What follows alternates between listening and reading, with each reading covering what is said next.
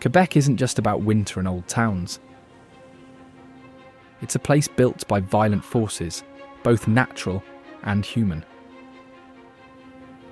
The ground here rests on ancient fractures that once tore through the continent, folding land upon itself and leaving scars still visible today.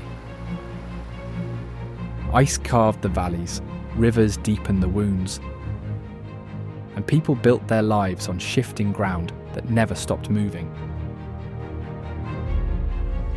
Even now, what's left of that struggle remains.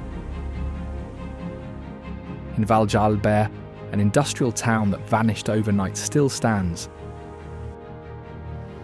preserved by the same waterfall that once powered it. At Percé Rock, a limestone giant rises from the Atlantic, shaped by waves that have been cutting this coast since before history.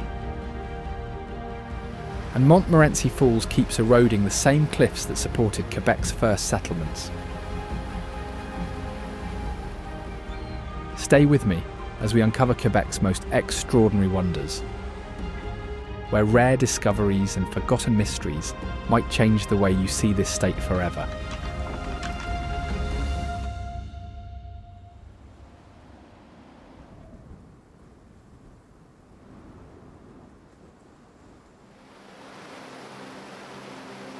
Mont-Morency Falls is taller than Niagara, but many travellers still miss it.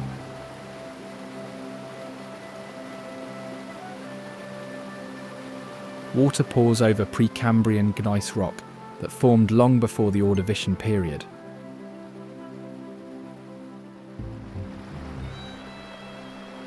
From the top, you can see the St. Lawrence River, nearby islands, and the city skyline all in one view.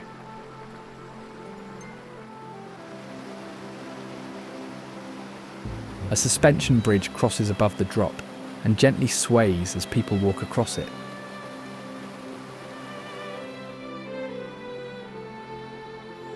The first bridge built here collapsed into the waterfall, eliminating 3 people and a horse after its towers were made too short.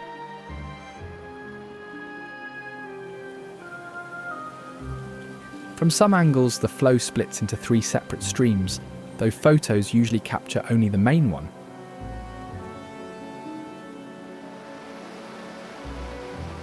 In autumn, trees around it turn red and gold, while in winter, the water freezes into a wall of ice that climbers try to scale.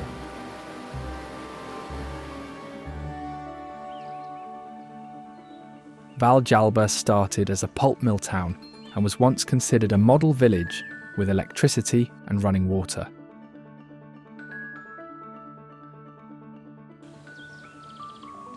Back then, residents here already had plumbing and phones, while nearby towns were still using wells and candles.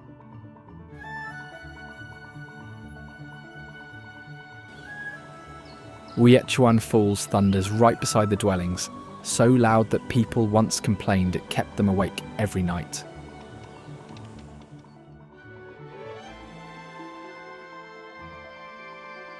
Some of the original wooden homes near it are still standing today, perched so close that water spray hits their windows in spring.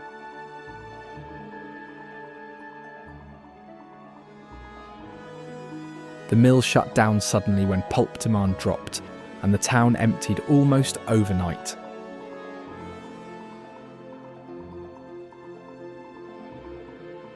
Most of the structures were simply boarded up and left untouched, turning Val-Jalbert into a ghost town.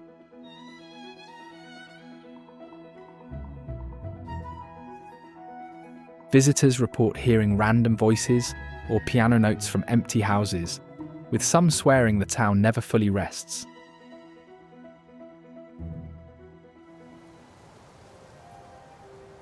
The Gulf of St. Lawrence was once a frozen valley that later filled with seawater, opening routes for fishing and trade, long before most places had boats travelling regularly.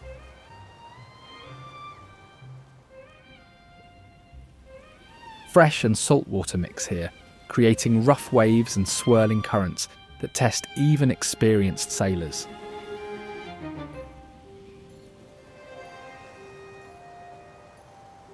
Islands also dot the Gulf, some hiding reefs that have caused hundreds of shipwrecks since the 1800s.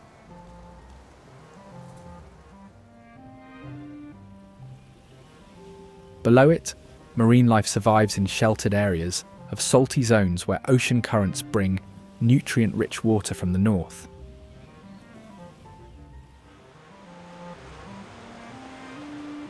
Boats often pass through these waters today, sometimes carrying fossils from seafloors as they move past Percé Rock, a massive stone arch.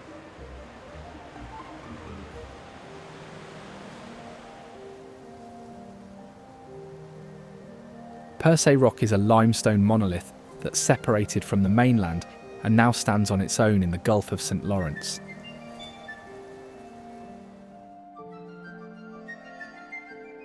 It formed during the Devonian period, when the region was covered by a tropical sea.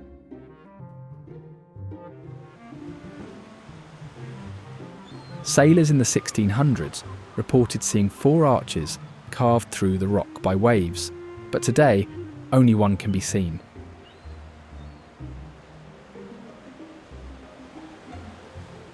At sunrise, the limestone glows orange and red as fog drifts between the opening and the shore.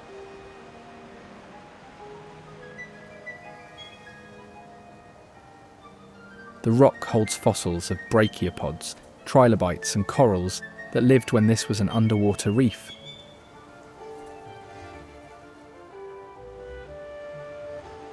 In winter, ice forms a bridge to the coast, allowing people to walk across the frozen sea to reach it.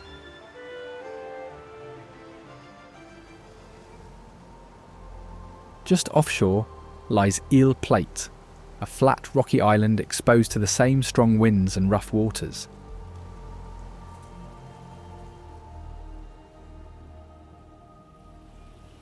It earned its name because it stays flat and low instead of rising tall like the nearby cliffs.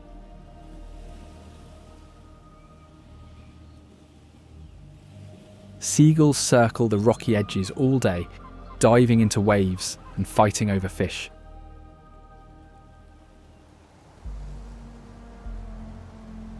The island formed from the same limestone as Percé Rock, but waves wore it down flat over time.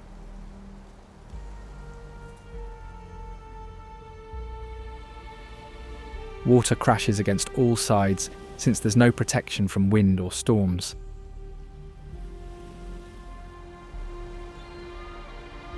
A lighthouse stands on the highest point, warning boats away from rocks hidden beneath the surface.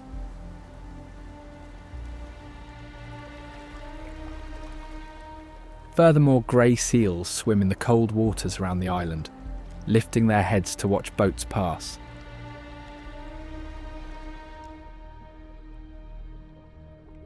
This marine mammal belongs to the true seal family and lives in the Gulf of St. Lawrence year-round.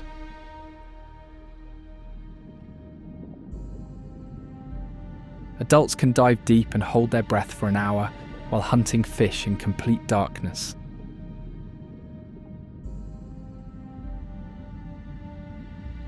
Grey seals sometimes swim right up to divers underwater and circle them out of curiosity before disappearing.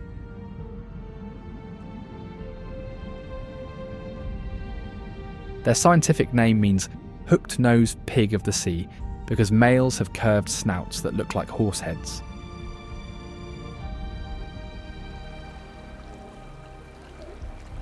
When they gather in groups on shore, they pile on top of each other, even when plenty of space exists nearby. Their front flippers work like paddles in water, but drag like dead weight when they crawl on rocks.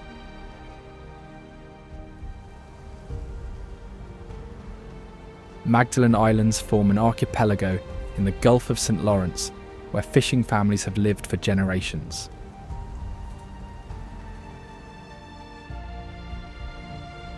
The Mi'kmaq people first called them Menquit, meaning islands battered by waves.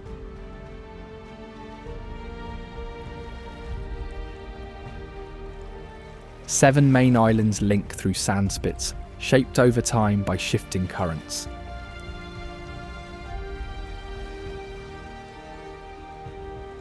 Reddish cliffs rise above the beaches, and the stone there crumbles like chalk when touched.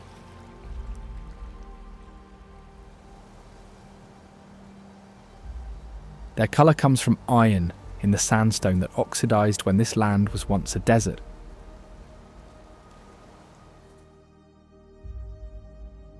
Some villages are so remote that stores close early, and neighbours know everyone by name.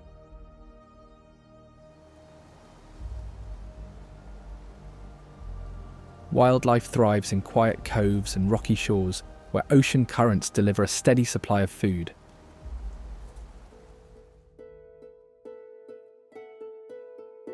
One of them is the Atlantic puffin, a seabird in the auk family that nests on islands across the Gulf.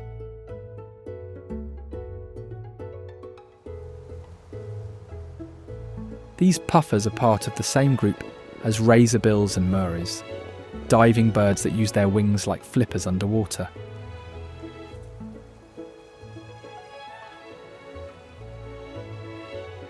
They stand upright on rocky cliffs, balanced on bright orange webbed feet that seem too large for their small bodies.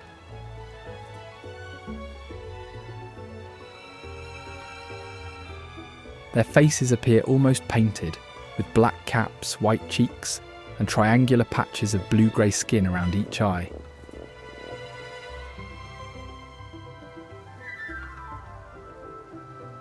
Each beak shifts from dull grey in winter to vivid shades of orange, yellow and red during breeding season.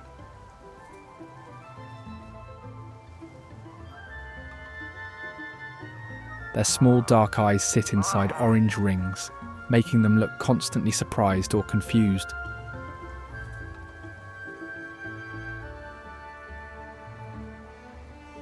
They nest in burrows dug into grassy cliff tops, covered in wildflowers and thick vegetation, and fiercely defend them from envious rivals like the northern gannets.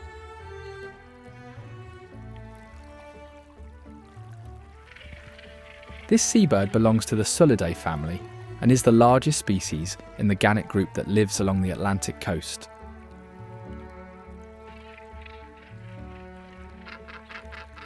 Northern gannets evolved from tropical boobies and moved north to breed on cold cliffs where fewer predators exist.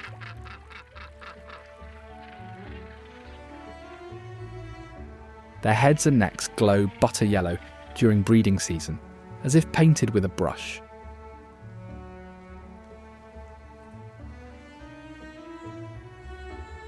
In contrast, their blue eyes are surrounded by bare black skin, forming rings that look like dark goggles.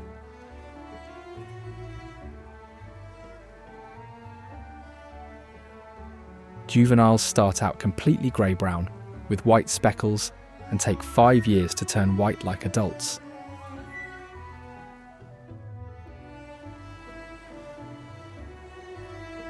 They can dive from high above the ocean and hit the water at speeds that would kill most other birds.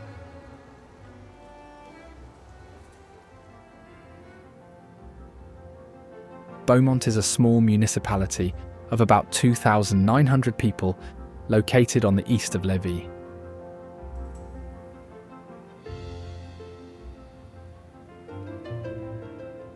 This mostly rural community was chosen as one of the top 20 nicest villages in Quebec.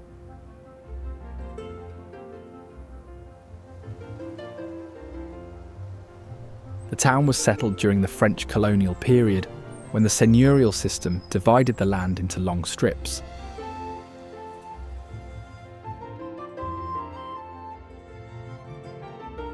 Under this system, the land was divided into long, narrow lots that run perpendicular to the river.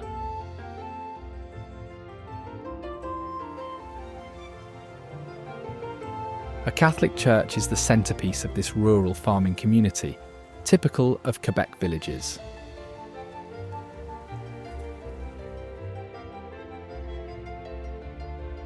Many residents commute to work here, since few major businesses operate in Beaumont itself.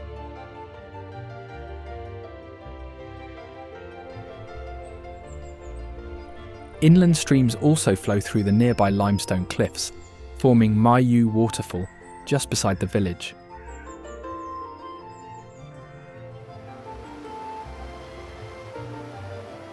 This waterfall formed where a smaller tributary carved its way through the rocky terrain toward the main river.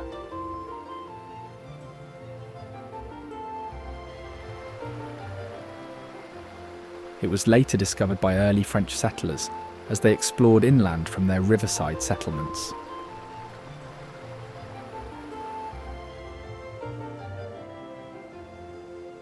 Spring water and seasonal runoff from nearby hills keep the waterfall flowing all year.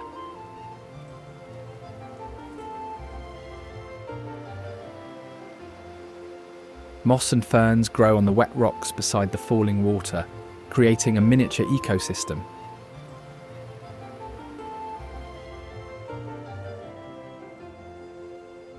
Beyond it, birds like horned larks nest in the open fields, using grass tufts and crop stubble to hide their ground nests from predators overhead.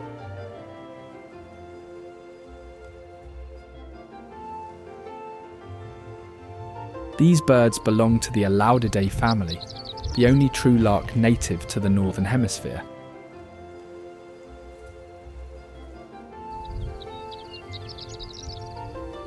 Unlike most other birds, they never hop. Instead, they run quickly through short grass and stubble, a habit that helps them escape predators.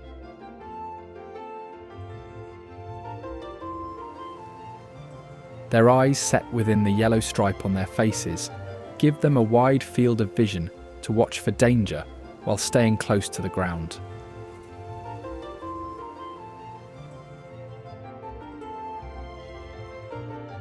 The black horns on their heads are actually elongated feathers, which males raise when defending territory or signalling to others.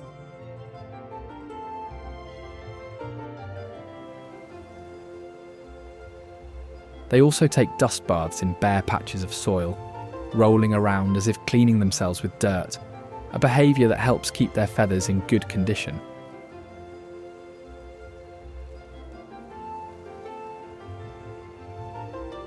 Forillon National Park sits at the tip of the Gaspé Peninsula and became the region's first national park in 1970.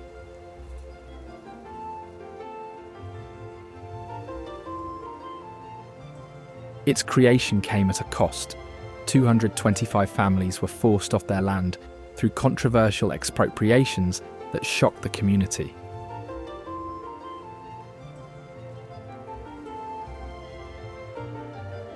Today, the main road winds through abandoned fields where fishing families once farmed before the park displaced them.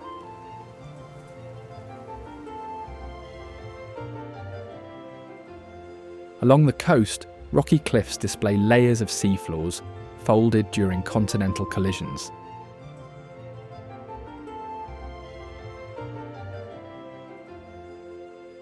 These cliffs curve and twist like giant cinnamon rolls, showing colours and textures from different geological periods.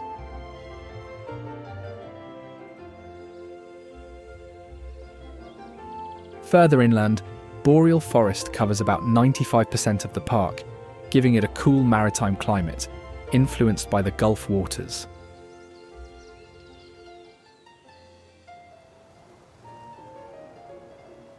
At its edge, the Cap-Santé Lighthouse stands as the tallest in the country, guiding ships through hazardous waters.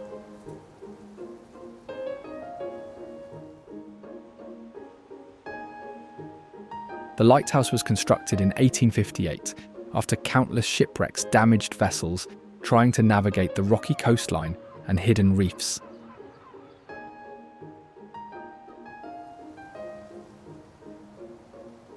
This white stone tower is 112 feet tall, visible from up to 20 nautical miles on clear nights.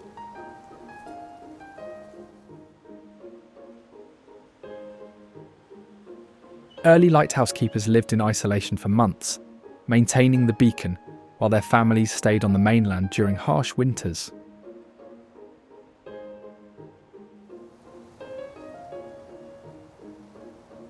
Ships passing the lighthouse often fired cannon salutes to honour the keepers, who guided vessels safely past the rocks.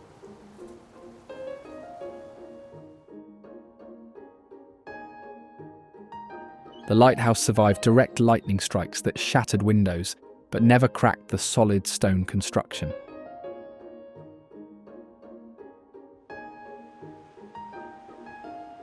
Automated systems replaced the last human lighthouse keeper in 1988, ending over a century of continuous human presence.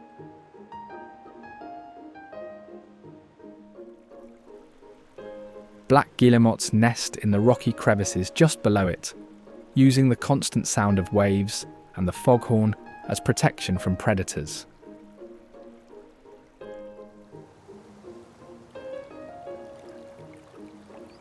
These are small seabirds in the auk family, closely related to puffins, but much smaller and sleeker in build.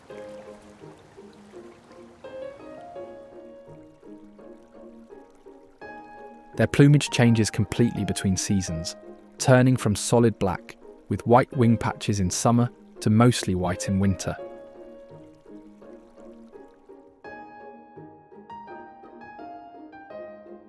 They have bright red webbed feet and matching red mouth lining that flashes when they call to each other.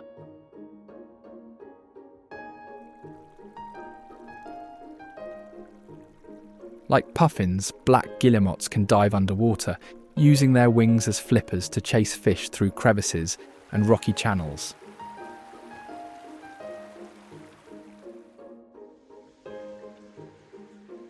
However, their wings are proportionally smaller than those of most seabirds, making them agile swimmers but clumsy flyers that barely skim the wave tops.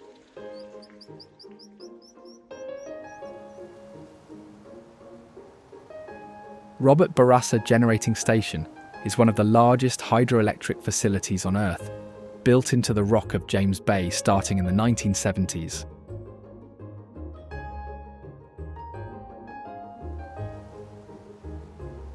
The project diverted entire rivers and flooded territory larger than some small countries to create massive reservoirs.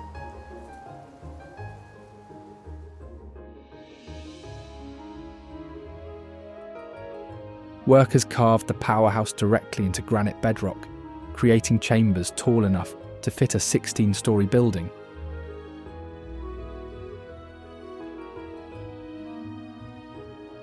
Rock terraces step down the hillside like giant stairs, where vegetation struggles to grow back after construction blasting.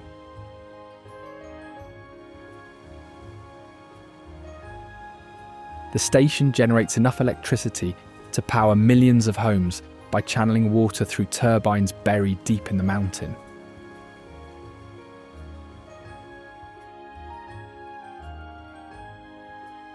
Water pressure inside is so intense, it could crush a car like a soda can in seconds.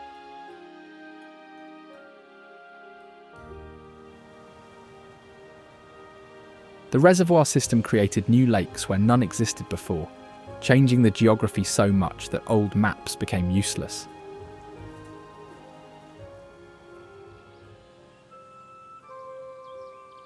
Gatineau Park was established in 1938 as a conservation area to protect wilderness just minutes from the capital region.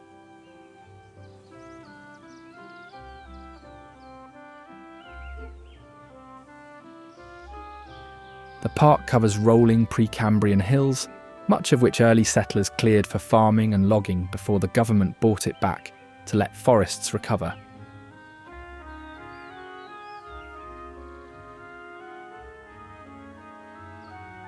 Mixed forests of maple, birch and pine create the fall colours that draw thousands of visitors each autumn, while the park protects over 230 bird species and 50 lakes.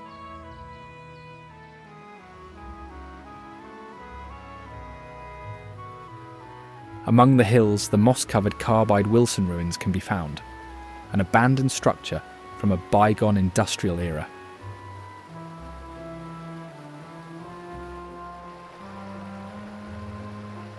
These are the remains of a phosphate mill built by a chemist in the early 1900s.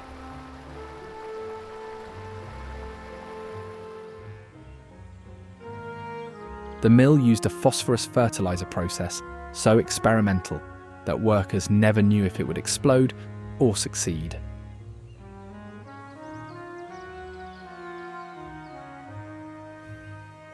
operations ended abruptly when financial backing collapsed and labourers left tools and machinery behind.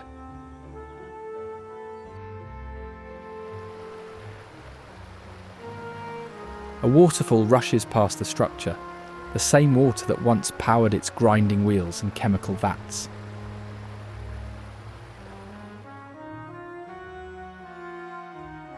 Just up the trail, Pink Lake can be seen, its water coloured by tiny organisms instead of industrial runoff.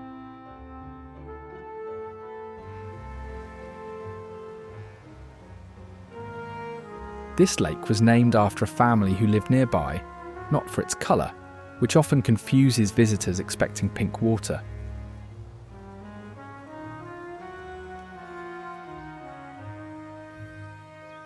It is meromictic, meaning the water stays separated into zones that never mix.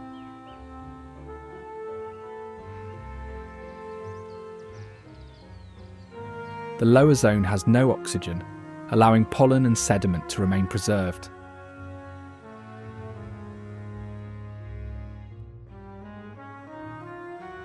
At the boundary, rare purple and green sulfur bacteria grow, producing colours that shift with changing light.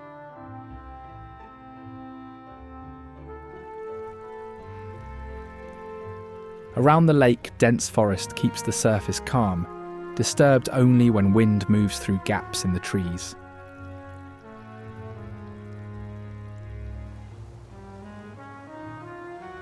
Depending on sunlight and depth, the water appears turquoise or green.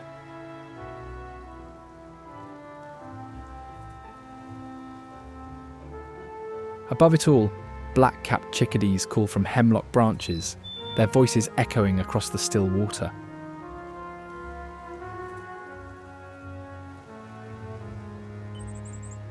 These small songbirds belong to the tit family and remain in northern forests year-round, enduring cold that most small birds cannot survive.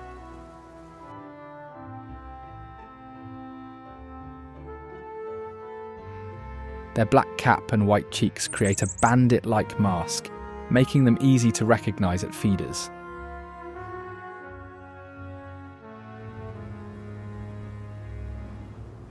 At night, they lower their body temperature to conserve energy, a mild form of hibernation that helps them survive freezing conditions.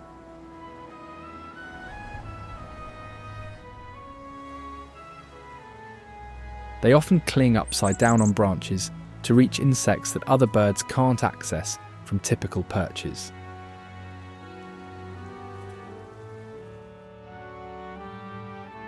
At times, one bird catches an insect and passes it beak to beak to another, a rare act of cooperation among small songbirds.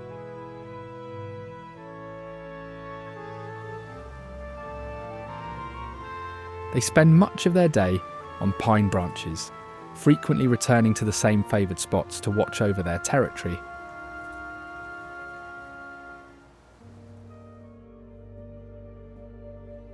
Thetford Mines became one of the world's largest asbestos mining centres after deposits were discovered in the 1870s.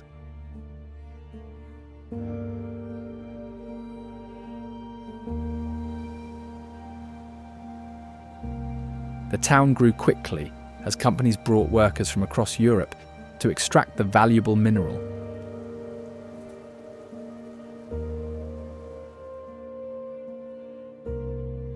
Neighbourhoods grew beside active pits, and some houses ended up on edges that later collapsed.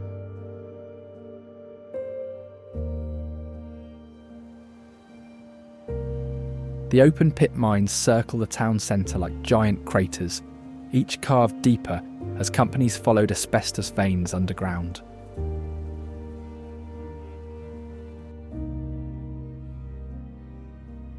After mining ended, water filled the abandoned excavations, forming artificial lakes that range from turquoise to dark green, depending on mineral content.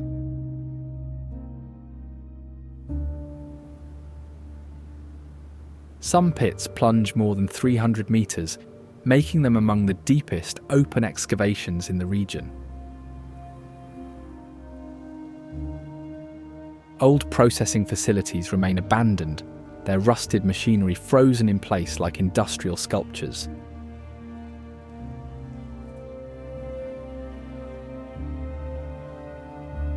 Saint-Eustache started as a seigneurie in 1683, growing into a prosperous agricultural community along the Rivière-à-l'Aigle.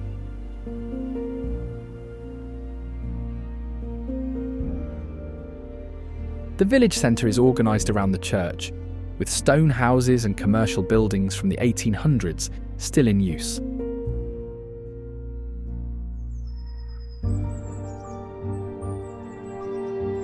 A waterfront path runs along the river, shaded by mature trees, even on the hottest summer days.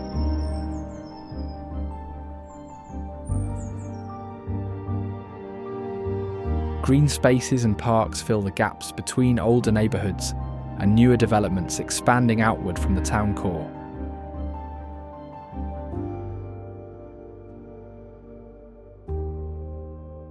The massive Église de Saint-Eustache dominates the centre, its twin bell towers visible from nearly anywhere in the district.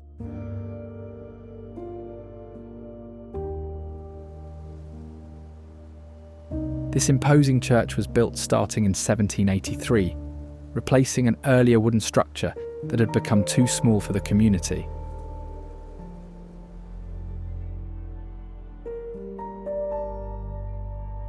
It can hold hundreds of worshippers and was once the largest building in the region.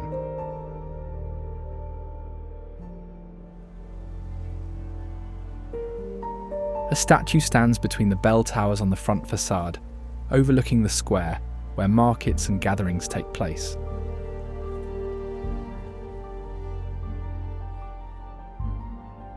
From the church steps, visitors can walk down to the Rivière-à-l'Aigle, along the same path once used by congregations who arrived by boat long ago.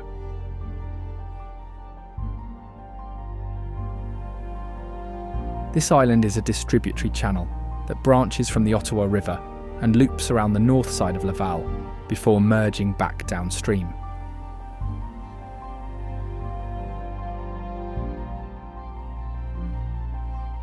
The channel formed after the last ice age, when glacial meltwater carved several waterways through the region, leaving a chain of islands between them.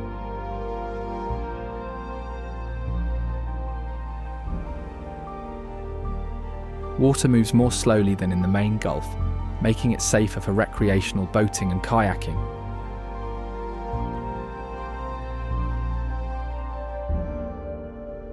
Access paths follow old portage routes, once used by indigenous peoples and early settlers to bypass rough sections of the river.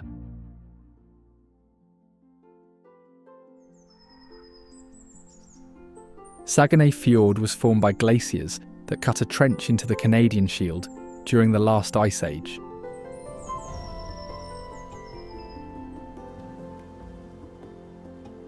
It stretches more than 100 kilometres inland from its junction with the river, creating a cold, narrow channel far from open sea.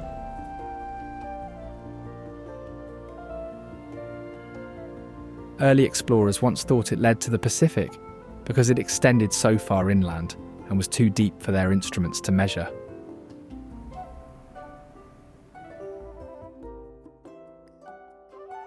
Steep boreal forests rise from the water, with some cliffs so sheer that no plants can grow.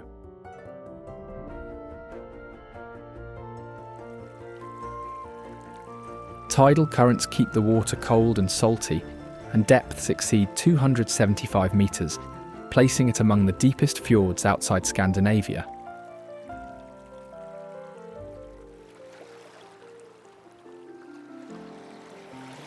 Humpback whales enter these waters to feed, drawn by currents that stir up krill and small fish.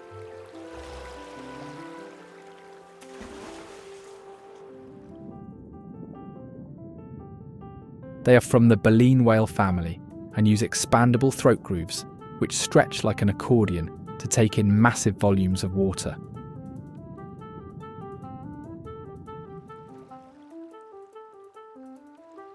Their most distinctive feature is their long pectoral fins, reaching up to 1/3 of their body length, longer than those of any other whale.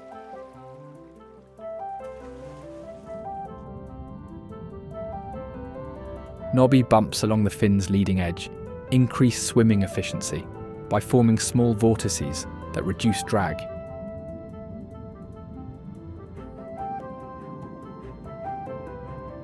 They often turn sideways to scan the area, with eyes placed on the sides of the head for a wider field of view than forward-facing eyes provide.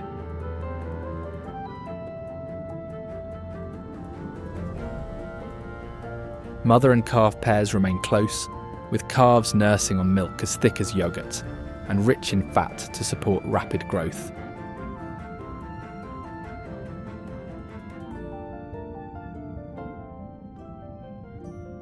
Adults often carry barnacles and whale lice on their skin, creating unique markings researchers use to identify individuals over time.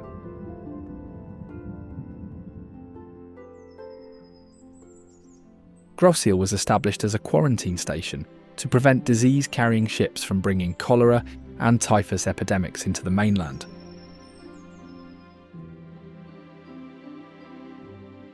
Over 400,000 immigrants passed through, most of them Irish escaping the Great Famine.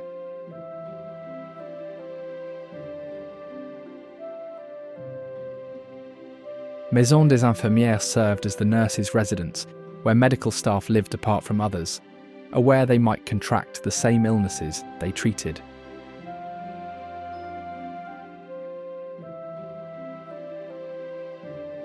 The Bloc d'en Haut was the upper district, where first-class travellers were held in relatively comfortable quarters, while steerage passengers stayed in crowded sheds below.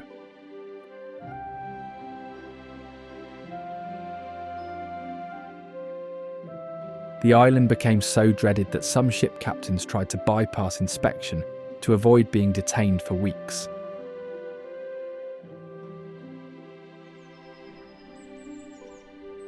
Estuary was settled by American loyalists fleeing the Revolutionary War, bringing English language and architecture to this part of Quebec.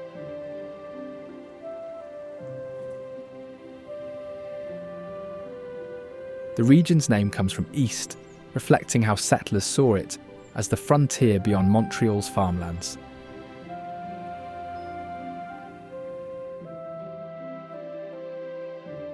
Homes were built in the New England colonial style, with wooden frames and shuttered windows, unlike those in French Quebec.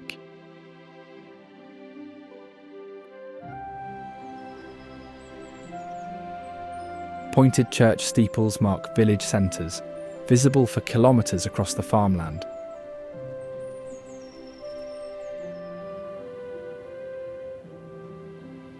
At the region's centre, Lake Magog is sought out, a popular summer spot for recreation.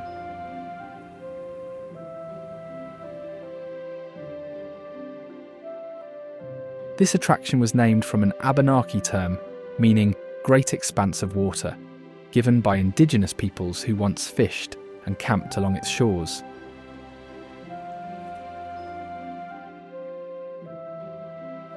It formed in a glacial valley where ice carved a basin that later filled with meltwater.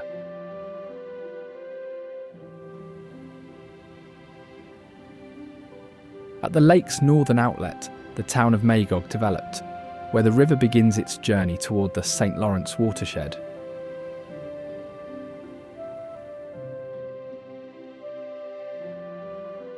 During snowfall, the surface freezes into intricate frost patterns, with cold air forming geometric ice crystals across the water.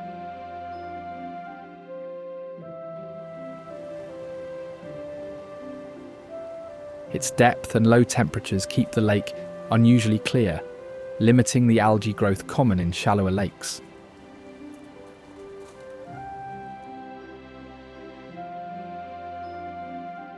Near the shore, purple martins nest in colonies, returning each spring to the same boxes that residents installed decades earlier.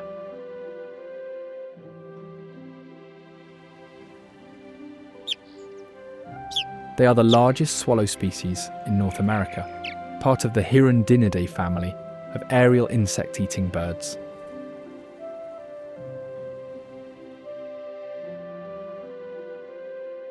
Males have iridescent dark purple feathers that appear black in shade, but reflect vivid violet when sunlight hits at the right angle.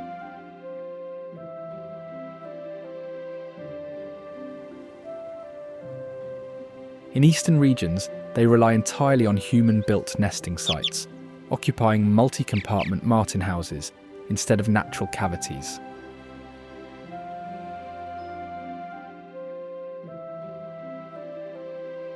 Colonies move together through the sky in tight flocks, catching insects mid-air with precise acrobatic flight.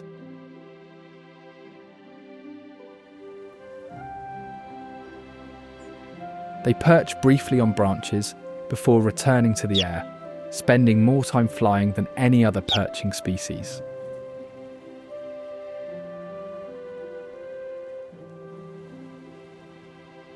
Pairs share the task of raising young, each making repeated trips to deliver food to growing chicks.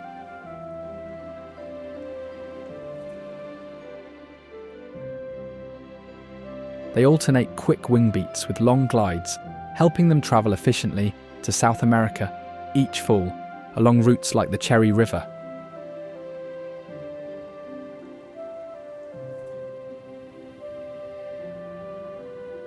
This site got its name from wild cherry trees that once grew along its banks, before settlers cleared them for farmland and mills.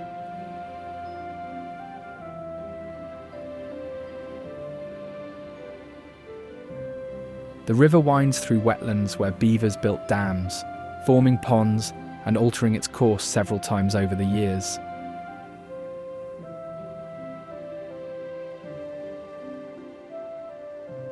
Wooden boardwalks cross the wettest areas, letting visitors walk above the water without disturbing the fragile marsh.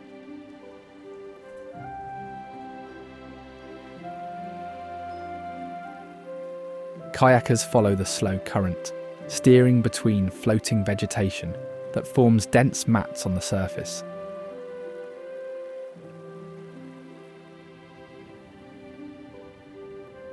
A bridge spans the lower section, one of the few remaining wooden crossings still open to vehicles.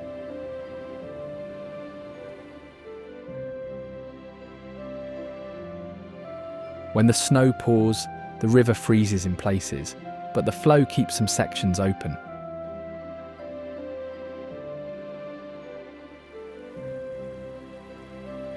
During summer, blackterns feed over the wetlands, diving from just above the surface to catch small fish and insects.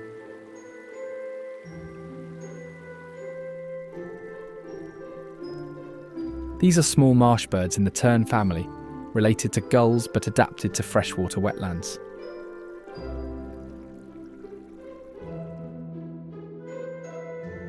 During breeding season, adults have dark grey bodies and black heads, appearing like small shadows against the sky when in flight.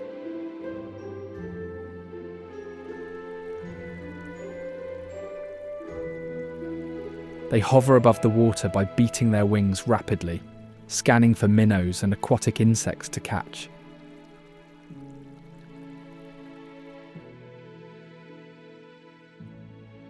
Parents pass fish, beak to their chicks in mid-air, teaching them to fly and hunt at the same time.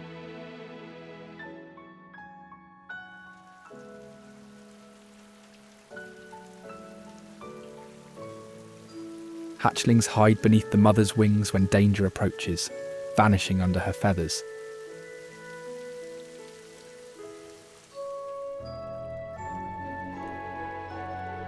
Chicks practice flapping their wings while still in the nest, building strength for flight before leaving it.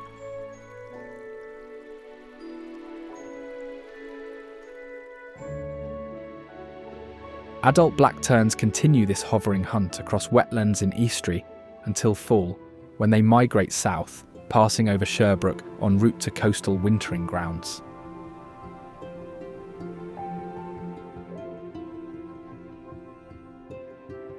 This place was founded in 1793, where the Magog and St. Francois rivers meet, forming a junction for transportation and water power.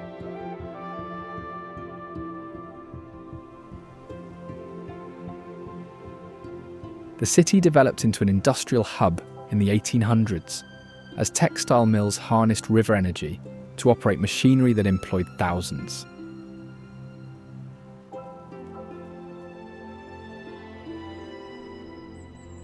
In autumn, maple trees along streets turn bold colours, standing out against brick Victorian homes.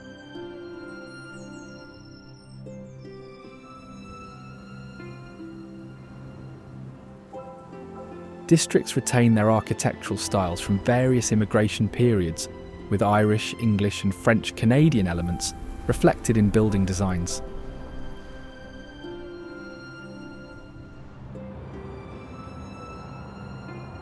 At night, bridges crossing the rivers light up with shifting colours that reflect off the water and change with each season and holiday.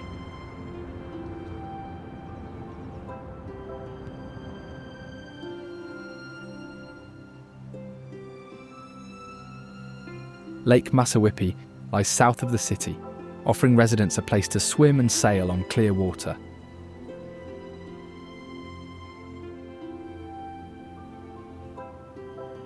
It stretches over 17 kilometres through a narrow valley carved by glaciers, leaving steep forested slopes on both sides.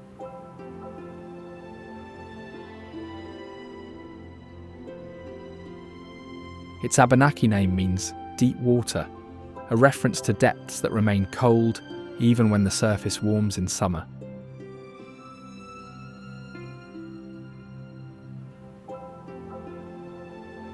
Pine and hardwood forests rise sharply from the shore, their reflections making the water appear twice as shallow.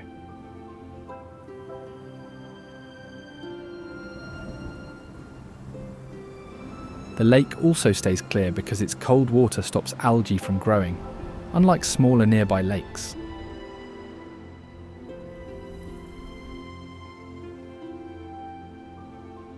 Dutel was established in 1965 after mining companies found deposits of gold, copper and zinc in the remote northern forest.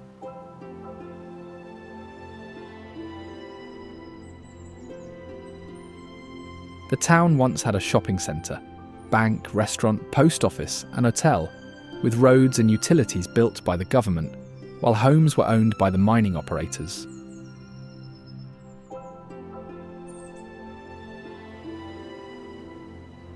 Not a single building remains today because the town was completely demolished in the 1990s after the mines closed.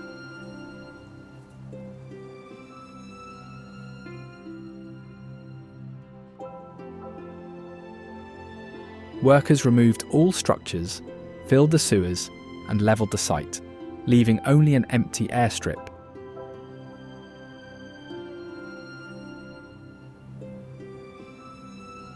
EU Ischi by James is a large territory in northern Quebec, created as a regional municipality in 1971 after the James Bay and Northern Quebec Agreement.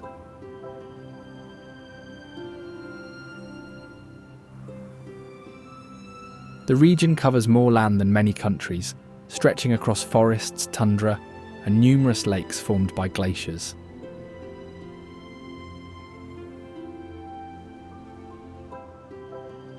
Starting in the 1970s, large hydroelectric plants diverted entire rivers to generate electricity for people far to the south.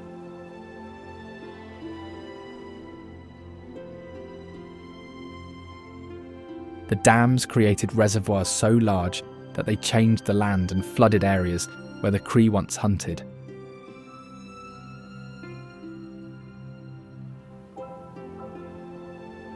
Remote towns house workers who maintain the power system in one of the most isolated regions accessible by road.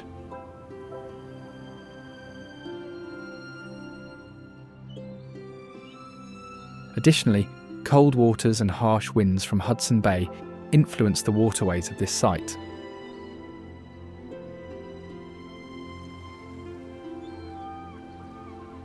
This massive inland sea was formed by glaciers that pressed down on the land so forcefully it is still slowly rising centuries after the ice melted.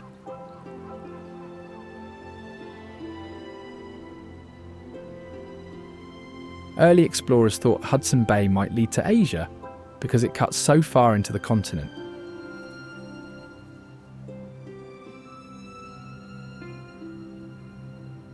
Along the shore, stunted spruce and shrubs struggle to grow under Arctic winds that sweep across the open water.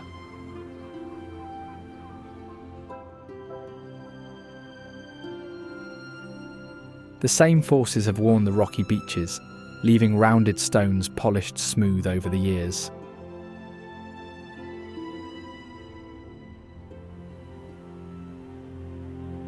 Beyond the beaches, the town of Matagami is the last settlement before roads vanish into the woods leading to this frozen sea.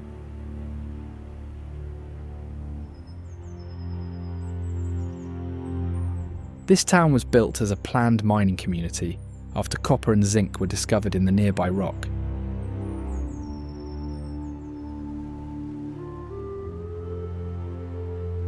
Matagami now provides the last reliable services before the James Bay Road stretches north through empty forest.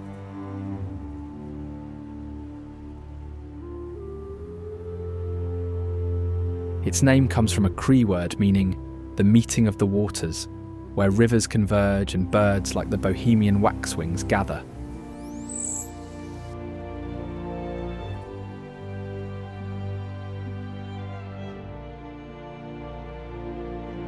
These small birds arrive in winter flocks that can number in the hundreds.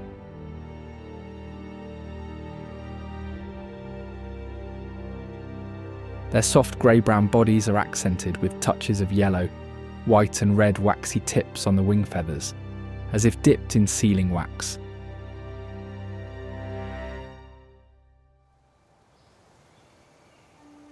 Spiky crests on the head can be raised or lowered, giving a sleek or punk-like look, while black eye masks contrast with pale brown faces, making the eyes appear small.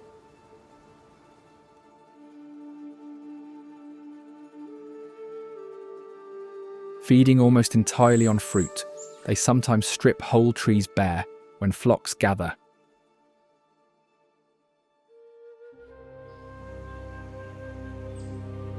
They tilt their heads at odd angles and even hang upside down to reach food on tricky branches.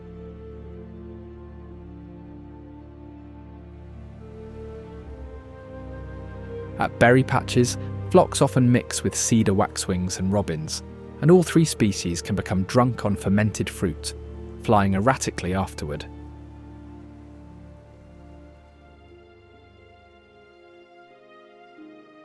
Charlevoix region formed when a massive meteor struck Earth, leaving behind a circular crater.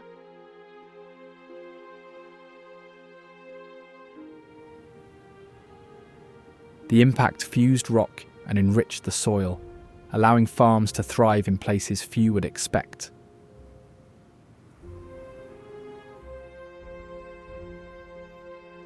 Rivers trace paths along the crater's rim and through cracks left by the collision.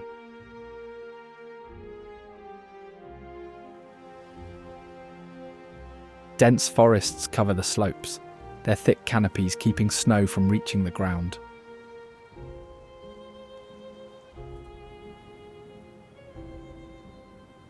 In winter, the region becomes a white expanse, broken only by dark tree trunks and quiet valleys.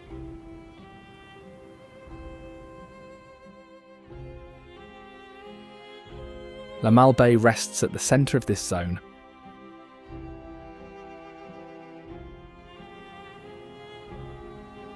The name means bad bay because a French explorer ran his ship aground on the mudflats at low tide in 1608.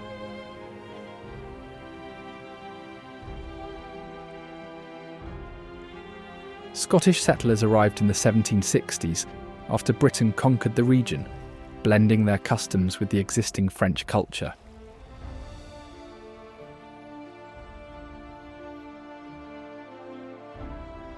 During heavy winter, ice builds along the coast in thick shelves that creak and groan as tides lift them up and down.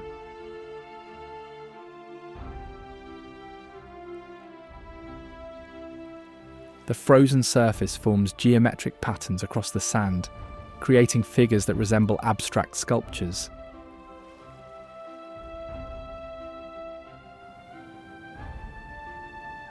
Artists gather in nearby Baie Saint-Paul, drawn by the distinctive light formed by the crater's terrain and the river's reflection.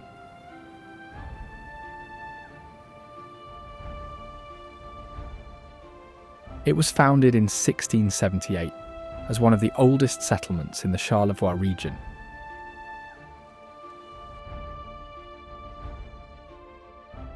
The town became an artists' colony in the early 1900s, when painters noticed how the meteor crater's landform creates distinctive light and shadow.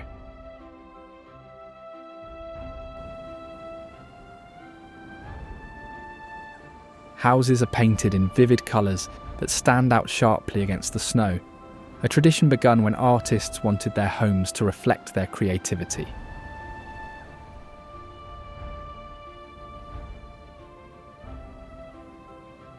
The main street lies in a narrow valley shaped by the Gouffre River, with steep mountains enclosing it on both sides.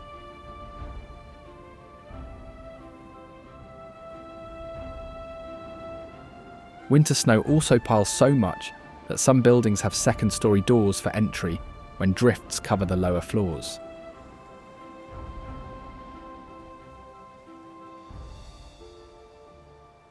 Moreover, the Gouffre River freezes in layers, forming ice patterns that shift as water levels change with the tides.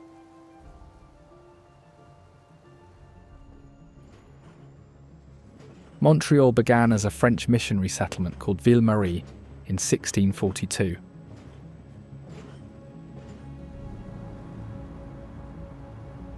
By the 1800s, it had grown into the largest city in what is now Canada, gaining wealth from the fur trade and later developing into a major hub for shipping and railways.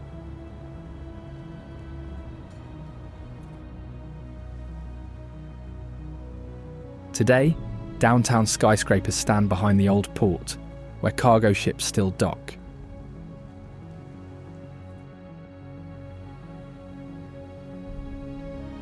A giant Ferris wheel turns near the waterfront, while the Olympic Stadium's inclined tower dominates the skyline.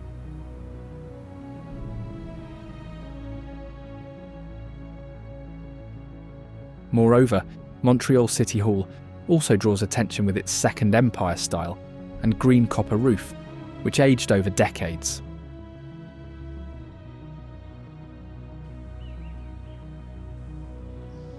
After a 1922 fire destroyed the interior, architects reinforced it with a steel frame inside the original stone walls.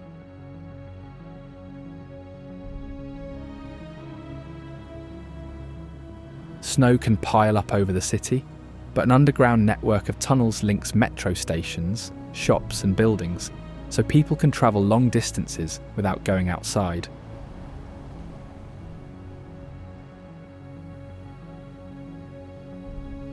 St. Joseph's Oratory is one of the city's most visited sites, a massive basilica built by a humble porter who claimed St. Joseph healed the sick when he prayed.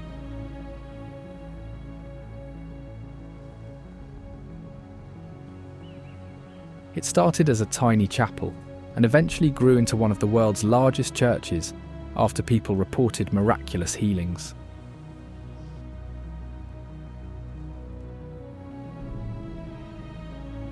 The oratory sits partway up Mount Royal, with steps to the entrance that some pilgrims climb on their knees as an act of devotion.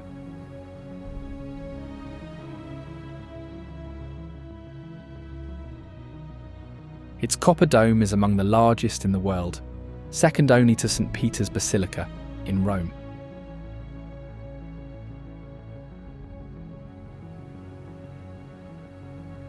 Inside, reinforced concrete allows the building to hold 10,000 worshippers, with acoustics designed so voices carry without microphones.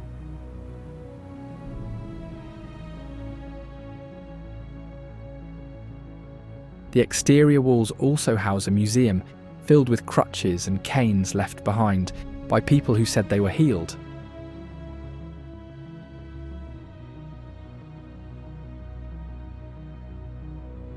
From the oratory's location, visitors can look across Montreal to the old port.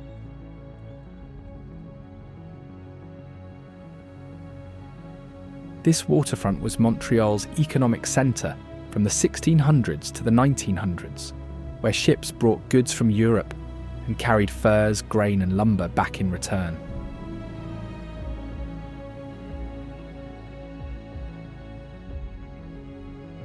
Its importance declined when larger vessels could no longer navigate the shallow channels, and the city nearly demolished the old buildings before choosing to preserve them in the 1980s.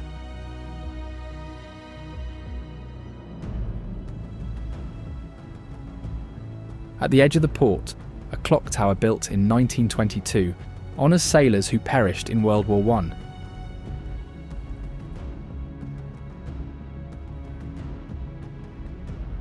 It stands 45 metres tall, with a beacon that still operates.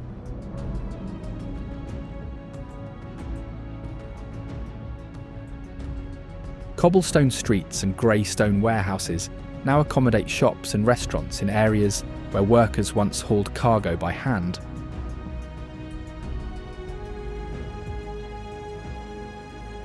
During summer, the port hosts outdoor festivals, while in winter, a skating rink stretches along the shore, reflecting city lights on the ice.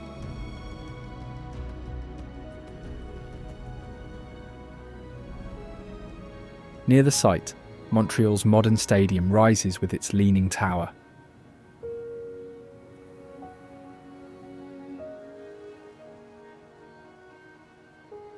This massive structure was built for the 1976 Summer Olympics and designed to resemble a spaceship or an organic creature.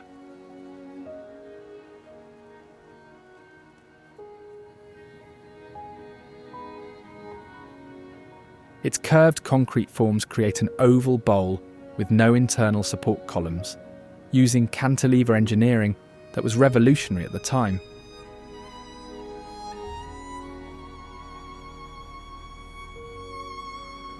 The design uses ribs that spread like a giant flower or insect wings to distribute weight without vertical supports.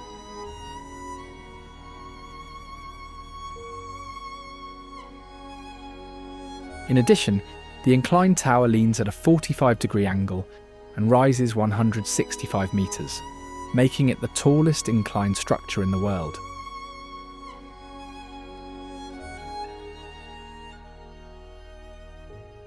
It has a retractable roof that was intended to lift via cables attached to the inclined tower, but technical problems delayed completion for several years.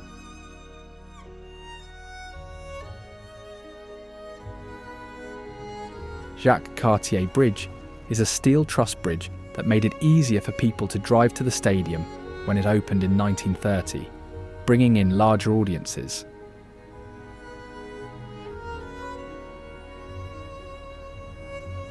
The trusses were first painted aluminum silver, but in 2017, a computerized LED lighting system was added, changing colours based on weather and social media activity.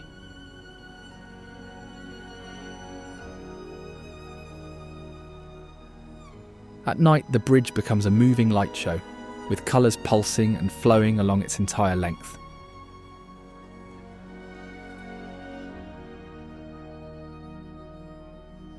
However, drivers feel sudden gusts on the open span, where the river's winds funnel between the trusses, sometimes strong enough to push vehicles sideways.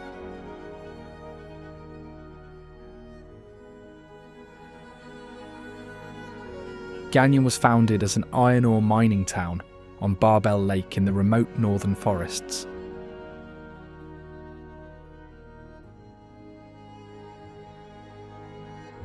It quickly grew from nothing into a full community with thousands of residents, all dependent on the mining company for their livelihoods.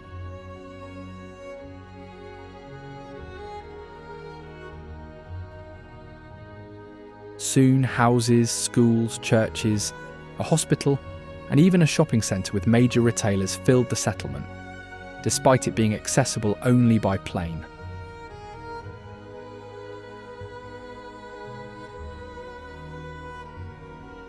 Cut off from road connections, the town functioned like an island in the forest, relying entirely on air transport for supplies and travel.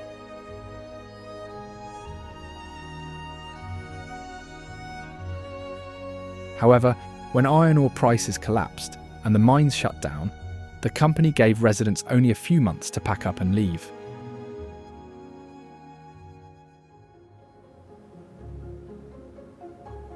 Mont-Tremblant takes its name from the Algonquin people, who called it the Trembling Mountain because they believed a spirit, within, caused it to shake when angered.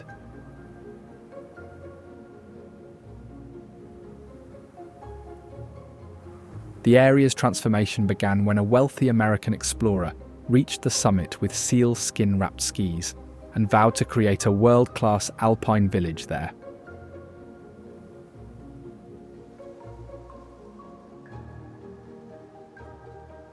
Today, the pedestrian village at the base features buildings painted in warm reds, yellows and blues, evoking the beauty of a European mountain town.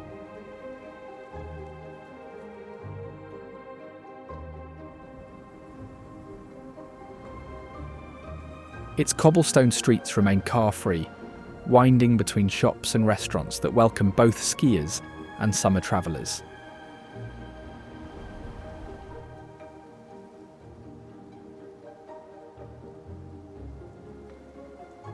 Beyond the resort, Mont-Tremblant National Park extends across forested hills and quiet lakes, where wildlife wanders through the shallows in search of food.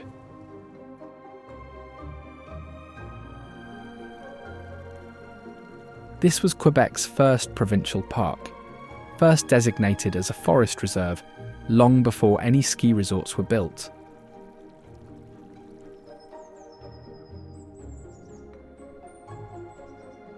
It covers a forest so extensive that the nearby resort seems small in comparison, preserving forests, mountains, and glacier-carved lakes.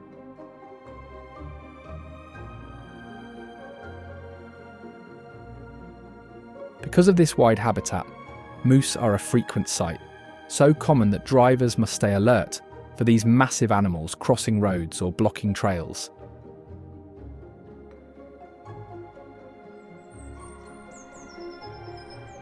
Bulls grow antlers that can span wider than a person's arm reach, adding new points each year before shedding them in winter.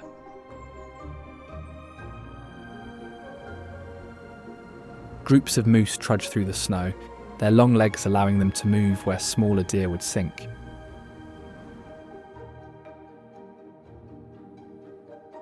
They also wade into lakes and ponds to feed on underwater plants, often submerging their entire heads to reach the vegetation below.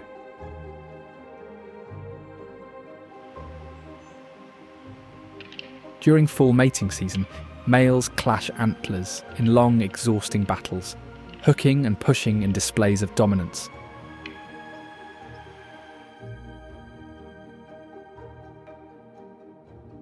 Their faces appear almost comical, with large, drooping noses, wide nostrils, and ears that swivel independently like satellite dishes.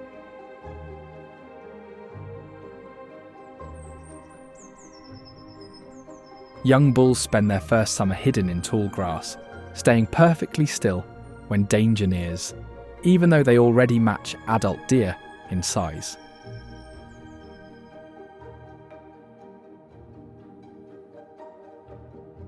When the forest falls silent, they often freeze mid-step, sensing the presence of their oldest and most feared hunter, the grey wolf.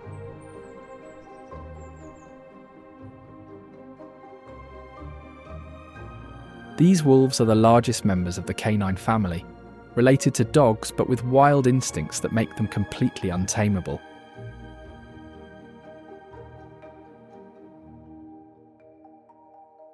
Their coats range from pure white through grey to nearly black, with most having a mix of colours that changes with seasons.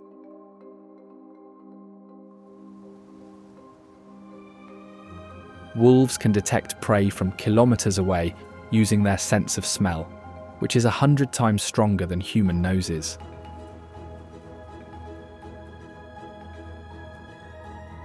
An Omega wolf occupies the lowest rank in the pack, eating last and sometimes serving as a stress release when higher-ranking wolves need to assert dominance.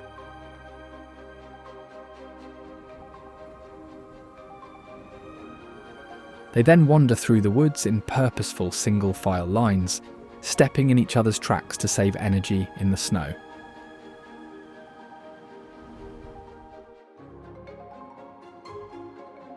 Additionally, Packs rest together in tight groups with members touching, and when one yawns, it triggers a chain reaction of yawning throughout the entire pack.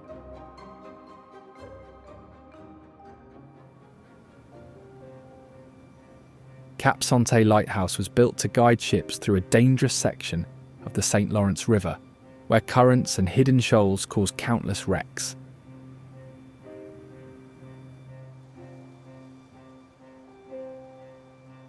This is of the few remaining wooden ones that are still standing in the region, with most others replaced by concrete or steel.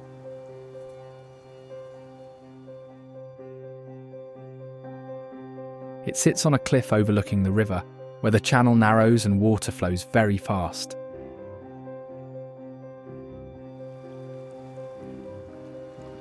The light originally burned whale oil before switching to kerosene and finally electricity, with each fuel requiring different maintenance schedules.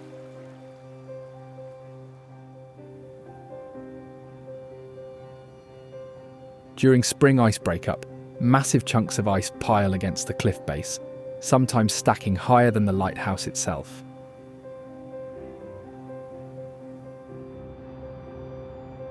Quebec City was founded as a trading post and has been continuously inhabited since, making it one of the oldest settlements in North America.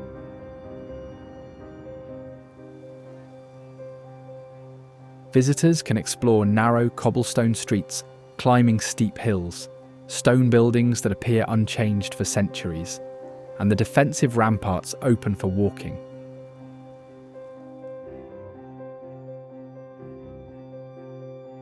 The French built walls after a British attack threatened the settlement, creating the only walled city north of Mexico that remains intact today.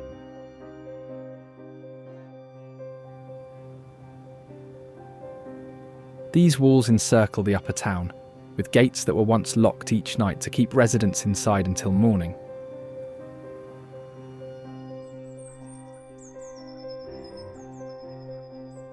The walls also withstood multiple sieges, including attacks by British forces and American revolutionaries.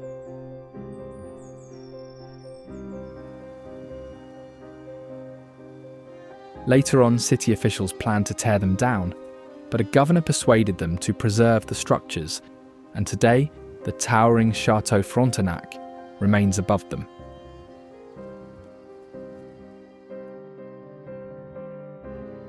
This massive building was built as a luxury railway hotel to attract wealthy travellers, designed to look like a French Renaissance castle.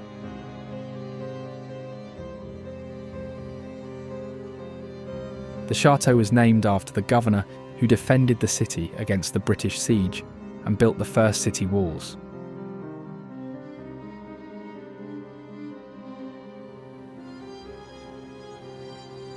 Frontenac Castle lies on the cliff edge where Upper Town meets the river, occupying what was once the most strategic defensive position in the city.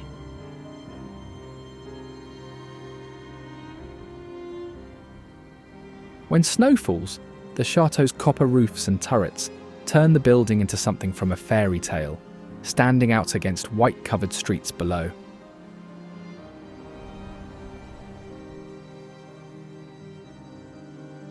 The hotel has hosted world leaders during secret wartime conferences, with meetings held in its rooms that influence the outcome of major conflicts.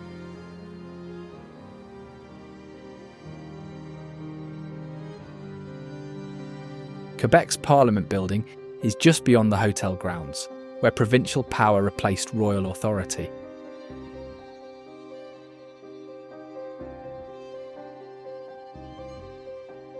This building was constructed as Quebec's seat of provincial power after Canadian Confederation, when provinces required their own legislative centres.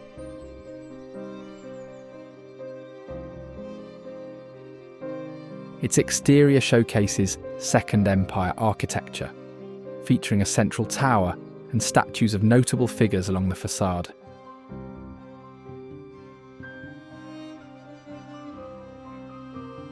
Inside, the National Assembly debates and passes laws that govern Quebec, making the building the heart of provincial politics.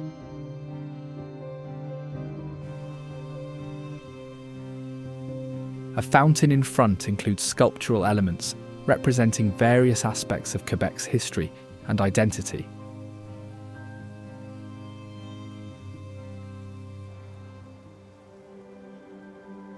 The grounds sit at the edge of the Plains of Abraham, the site of a battle lasting less than an hour that changed the fate of an entire continent.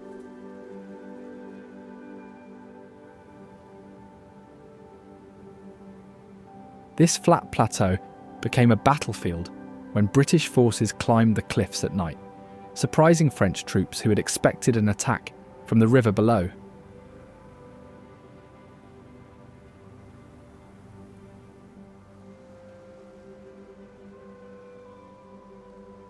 Although the fight was brief, it decided the fate of Canada, with France losing control of the territory.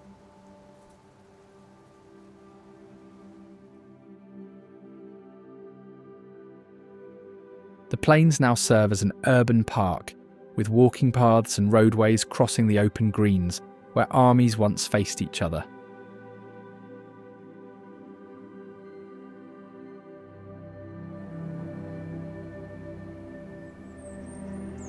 Trees grow across fields that were once cleared for military purposes, and the park hosts concerts and festivals where soldiers fought and died.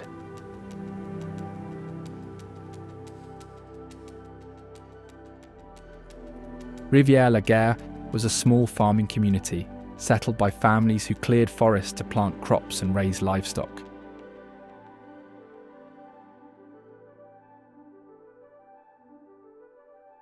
The village grew around a mill that processed timber from forests, bringing jobs and more families to the remote location.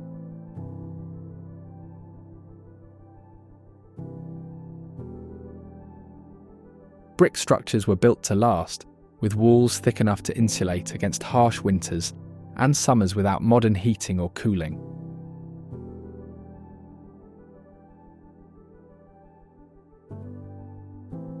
The site closed when larger operations on other nearby locations made small rural mills economically impossible to maintain.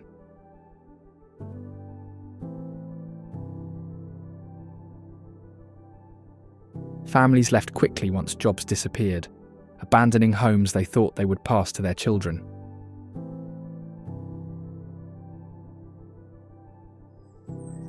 Parc Omega opened in the Outaouais region as a drive-through wildlife park, where visitors remain in their cars while animals roam freely.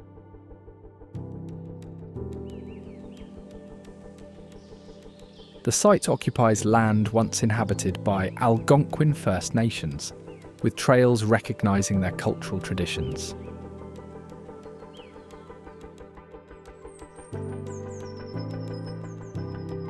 Green forests roll across moss-covered hills, with sunlight filtering through the trees that shelter the animals below.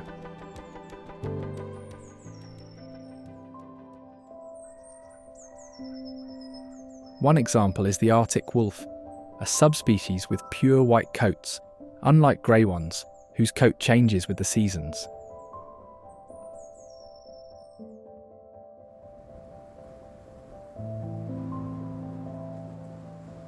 Their thick double-layer fur is so dense that snow rests on top without melting, keeping them warm in temperatures that would freeze other animals.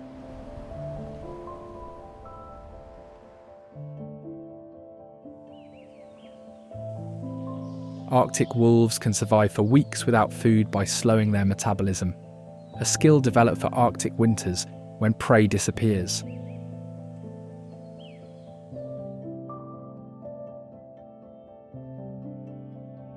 They often sit motionless for hours, watching and conserving energy with patience that unnerves visitors.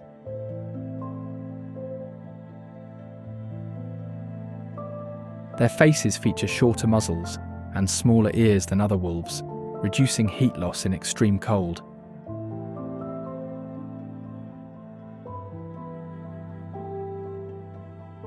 They sleep in tight groups to share warmth, and when moving through the forest, sometimes pass red deer grazing nearby.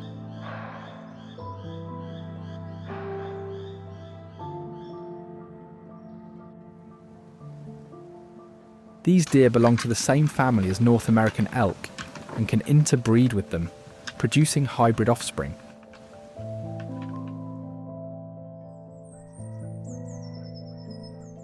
Originally from Europe and Asia, they now roam Park Omega's forests alongside native Canadian wildlife.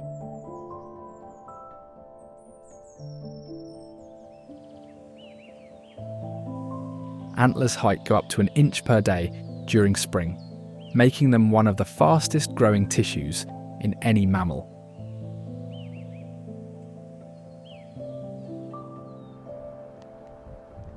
Often seen in tall grass, red deer keep their heads raised, scanning constantly for threats with eyes positioned to see nearly 360 degrees around.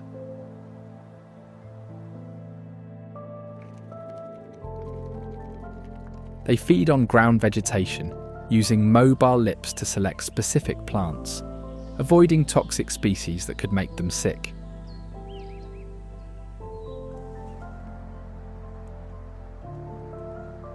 Red deer move their heads in jerky rotations, pausing between movements to watch and listen before continuing.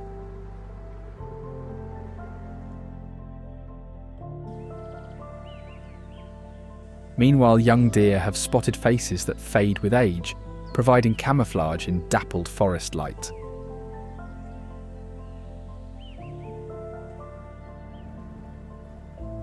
Sainte-Anne-de-Beaupré began as a pilgrimage site when sailors, caught in a storm on the river, vowed to build a chapel if they survived.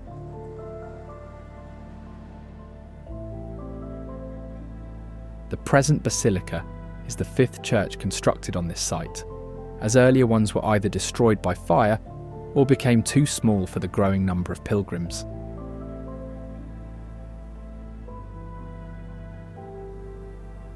A U-shaped walkway lined with trees and a central fountain offers a calm approach, allowing visitors to reflect before entering.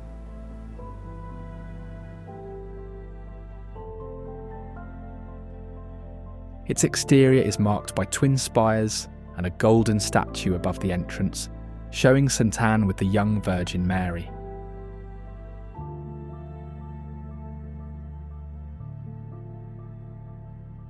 Inside, the vaulted ceiling rises high above, painted in blue and gold and dotted with stars to symbolize heaven.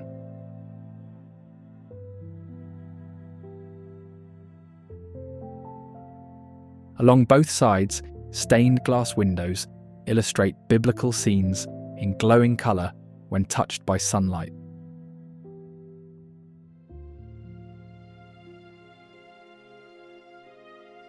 Saint-Jean-Vianney was a quiet village where families lived ordinary lives, until one night the ground beneath them suddenly gave way.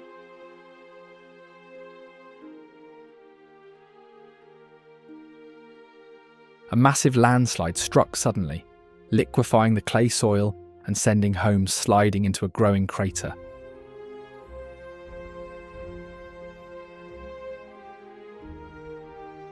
Ruins of houses now tilt at impossible angles, coming to rest partway down the crater walls.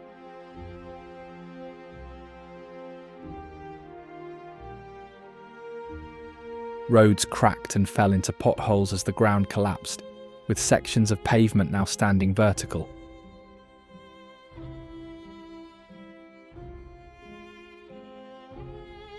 The landslide left cliff-like formations where level ground once existed, exposing layers of clay and rock that reveal the geology behind the disaster.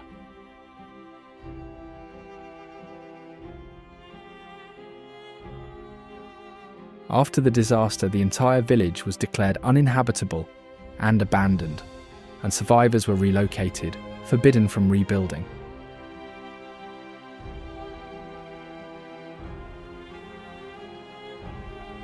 Chic-Choc mountains get their name from the Mi'kmaq word meaning crags or rocky mountains, describing the jagged peaks that rise from the Gaspé Peninsula.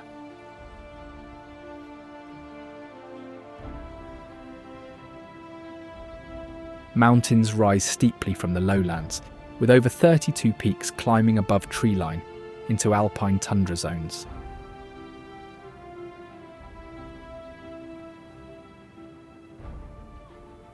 Hills covered in boreal forests surround the higher peaks, creating layers of elevation visible from valley floors.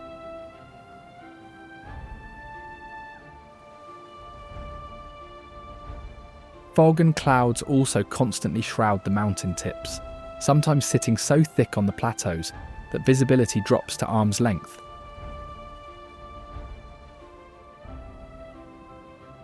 Forest stops abruptly at elevation where conditions become too harsh for trees, leaving only low shrubs and Arctic plants on exposed summits.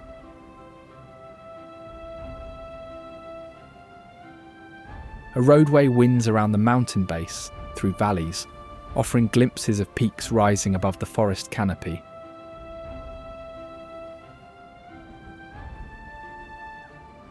Woodland caribou roam these windswept plateaus above treeline, one of the last herds surviving in southern Quebec after their range collapsed across most of the province.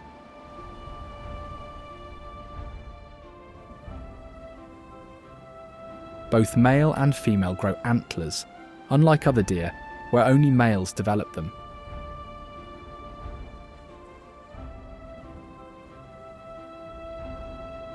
Their hooves are broader than those of any other species, spreading like snowshoes to support movement on the snow and soft tundra.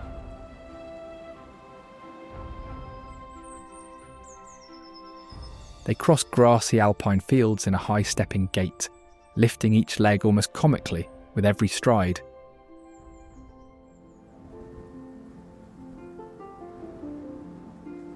Bull caribou feed alone or in small groups on exposed plateaus, grazing on lichens that grow slowly on rocks and take decades to recover.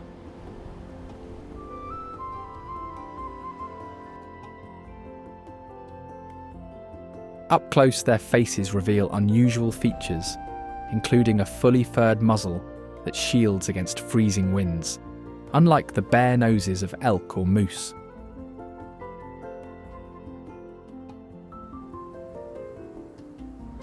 In heavy rain, they remain motionless as water streams off dense fur made of hollow hairs, which insulates even when soaked.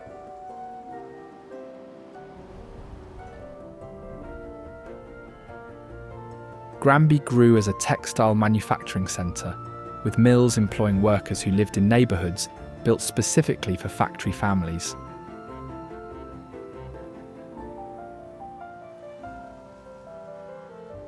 Victorian brick buildings line the downtown streets, their elaborate architecture reflecting the wealth the textile industry once brought.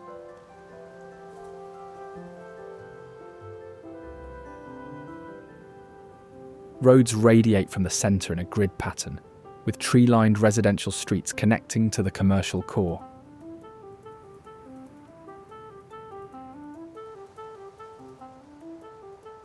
At night, the city transforms as strings of lights illuminate downtown streets, especially during the holiday season.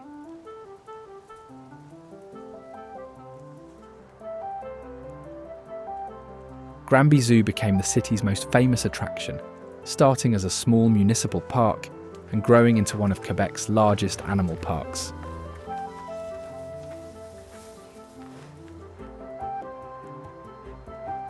Giraffes became symbols of Granby, their long necks visible from outside the park as they browse from tall feeding stations.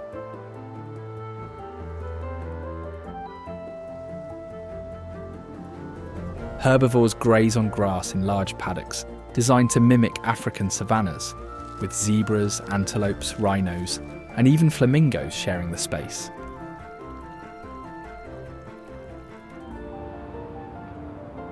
This is Quebec, a land of hidden wonders and remarkable architectural marvels. Now, if you don't want to miss the most unreal wonders of Oklahoma, check out this video.